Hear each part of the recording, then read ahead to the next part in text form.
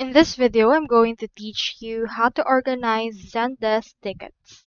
So in order to do that, what you can do is you proceed to head over to zendesk.com, and into this part, proceed to enter right here your work email that you wish to use.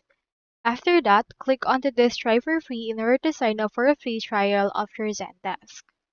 Now from in there, proceed to click onto this sign in option that we can see right here in order to sign into your account. So let me proceed to sign in first.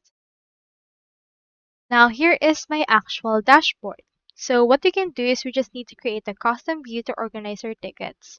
To do that, on your dashboard, click onto this gear icon, which is our admin. Click on that and it will redirect you to a new tab that will show you the Zendesk Admin Center connected to your account. So just wait for this to load all together. Once it's successfully loaded, you can see right here your left sidebar. Into your left sidebar, expand the workspaces. And from in there, scroll down and under that you can find Agent Tools. Click on Views under that. Now from in there, what we can do is we just need to proceed and add a view that we wish to actually use. For this case, click onto this Add View.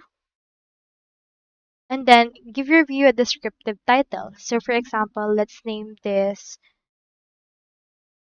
Cold Tickets. Input right here the description and who has access for this, as well as the condition to be added for this.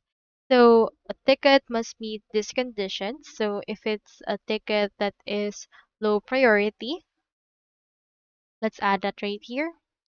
And then input right here preview as well as formatting option for the ticket, group, and ordering for that.